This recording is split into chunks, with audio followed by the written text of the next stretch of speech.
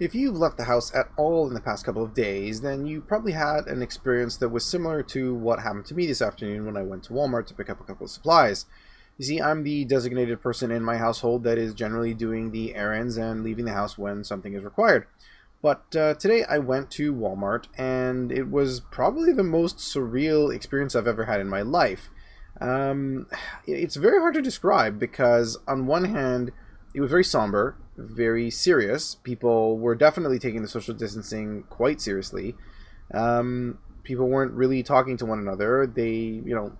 Very serious. There was nothing, it seemed like they were just all business. They wanted to get in and get out. And it kind of felt like the end of the world had happened already, and somehow we're just continuing. Kind of like if you're playing a video game and you failed the main objective and a menu pops up and says, mission failed. Do you want to continue playing or restart the game? And so we're just kind of continuing to play, and this is just our life now. This is where we're at. And so obviously it gives you a lot of time to think, and the main thing anyone can really think or talk about is this virus. But it got me thinking about a couple things, and the first is the overall numbers and what that means. So I wanted to pull back up the ncov2019.live website. It was a good website that tracks the deaths and confirmed cases. But it got me thinking that there's really two possibilities here. So the first is that either it's super infectious and the numbers that we're seeing on the reporting websites, they are just inaccurate because it's simply what's confirmed. It's way more contagious than we thought. So when you see that Italy has 59,000 confirmed cases, it's actually, 2, 3, 400,000 because this thing is just out of control. And a lot of people have much milder symptoms, so they're not going to get tested. And even if they do have some pretty harsh symptoms, they still aren't getting tested because there's just not enough tests perhaps to go around in these countries. Option B is that it's not very contagious, in which case then why are we all staying at home? And, that would mean that there's not really any community transmission and we should only be worried about people that traveled. Now, obviously, I think it's A. I'm not saying it's the second one. I think it's A, and I think that this virus has actually been around in the West and has been passed along for months, probably 2 or 3 more months than we actually thought. Now, my issue is that the numbers that the government keeps quoting are a little insulting because they skew the perception. On one hand, the government is telling us that we need to remain calm and not to panic. But when you have a low confirmed number and a death rate, the percentage or the fatality rate for the disease is going to be artificially high because we don't actually know how many people have the disease.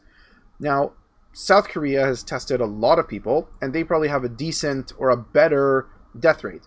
But the only way to actually get a confirmed death rate, or the closest thing to it, would be to actually test 100% of the population. Then you could know who has what and what they are dying from. And then you would be able to separate it out. Who's dying from the coronavirus? Or is it because of the virus itself? Is it because that virus gives them a health complication and they die from other factors? They have a comorbidity of something? So the numbers are quite insulting. And the government really should make up their mind. Are they going to focus on these numbers and then tell us not to panic when we have an artificially high death rate? Or do they want to calm everybody down and say that, a lot of more people probably have it. We have some timeline. We're thinking about when we're going to get over this. But, don't panic, and the death rate is not so high. You don't need to freak out if you have serious respiratory problems or serious other health issues. Then, obviously, consult your doctor or call in. But, on the other side as well, in the globalized world that we live in, I really don't know if this is as infectious as people say. I don't know how we could have stopped this thing. And even now, the spread is simply slowing. It's flattening the curve, as they say. But it's not stopping this thing. People were until recently and are still in many countries traveling back and forth. So the time to have dealt with this was really in November or even, maybe slightly before when it first appeared in China. So, that's a big issue. Second of all is how many people from this virus are going to die from homelessness, from hunger, from losing their life savings. I mean, what we're doing right now is not really a solution. And I think our world leaders need to answer what are we doing so that this is not going to happen next time. The Prime Minister needs to get out there on his daily briefings and tell us what the government is learning from this issue.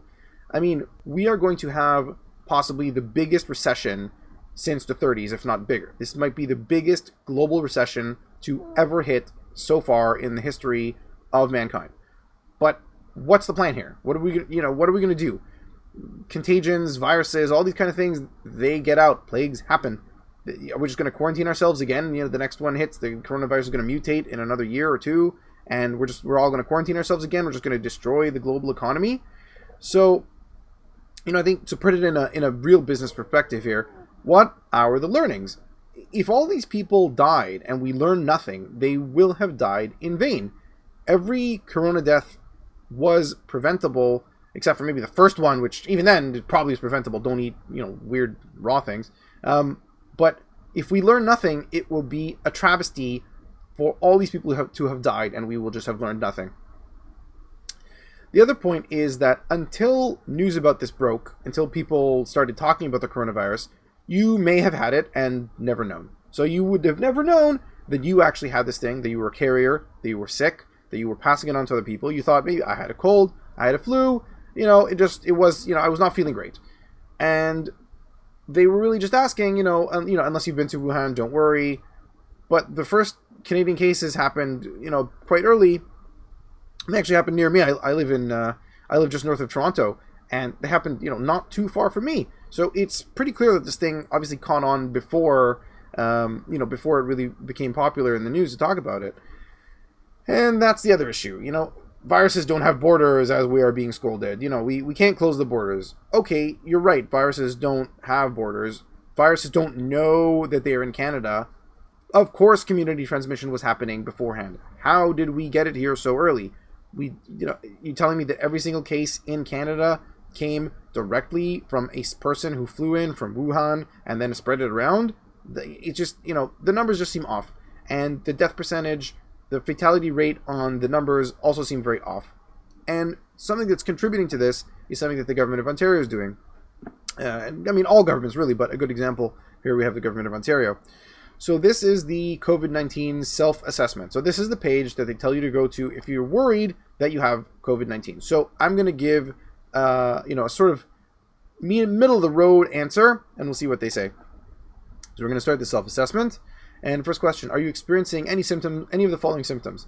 So okay, we're gonna say no, because these are all severe, and for these they probably tell you should go to hospital. If you have severe difficulties breathing, even when there's no pandemic going around, you really should go to the hospital. So I can hit no. But for this one, are you experiencing any of the following symptoms or a combination? Fever, new cough, difficulty breathing, for example. Okay, yeah, let's just say yes. Let's just say that I'm one of these people. Have you traveled outside of Canada? No. Does someone you were in close contact with have COVID-19? Well, first of all, how the hell do I know? Because if they have mild symptoms, and I have mild symptoms, I don't know, right? So I don't know. So I'm going to hit no, because how the hell do I know?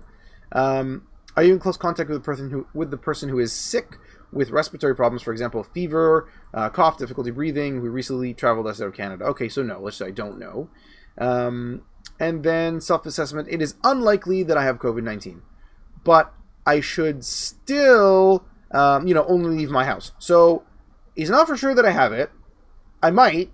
I probably could, because it's really super infectious and it went around. But they're not going to come and test me about it, nor are they asking me to come in and get myself tested. And I should just sit at home. So it's someone who falls into these categories, which I think could be a lot of people. I had a cold recently. Was that simply how did I get COVID-19 and it simply presented as a cold? If I had a bit of a fever, a persistent fever for a couple of days, is that COVID-19? My colleague, Candice Malcolm, she had a persistent fever for a number of days. She got tested. Thankfully, she does not have the virus. But, that's scary. You could think that you do. And so, again, it's really just an issue, not just with the Prime Minister, as much as, he's really not led in the greatest way, and their messaging has really been a mishmash, and they're only finally starting to get their act together with some of the economic stuff. But until more recently, the numbers were just panicking people because you have any number of confirmed cases and any number of fatalities, and you have an artificially high fatality rate. And that freaks people out. That's like the example that they, you've seen that example around. If there were 100 Skittles and I told you 3 of them would kill you, would you eat it? Okay, but what if not even one of them, like a fraction of one of them, was actually going to kill you, right? And to put it into perspective, when you cross the street, when you get out of your house, you leave your bed, there's a chance you're going to get killed by something. So, the messaging is just panicking people. We need to know what we're learning. Our leaders need to be clear in what the timetable is, what they expect us to do going forward, and how they're going to prepare for the next one. Because this one is already happening, and we've already pretty much destroyed the world economy for the next couple of months. So we better as hell learn something out of this. I'm going to be furious like everybody else if we just learn nothing. And it will really be a travesty because it means that all those people will have died in vain. And, it's not something I hear other news outlets talking about. That's why at True North, everyone here is committed to telling the other side of the story. We are trying to explore issues that you don't hear on other outlets, that the media either refuses to talk about or simply just cannot because of the position they occupy. Now, obviously, times are tough and people are struggling, but again, we are not going to be receiving a media bailout that the mainstream media just got, a couple $100 million. And that's why independent media, it is important to support organizations like True North. So please, if you have a couple of bucks that you can make a donation, please visit www.tnc.news/donate, and please consider supporting us today. Thank you so much, and have a great evening. Stay safe and be well.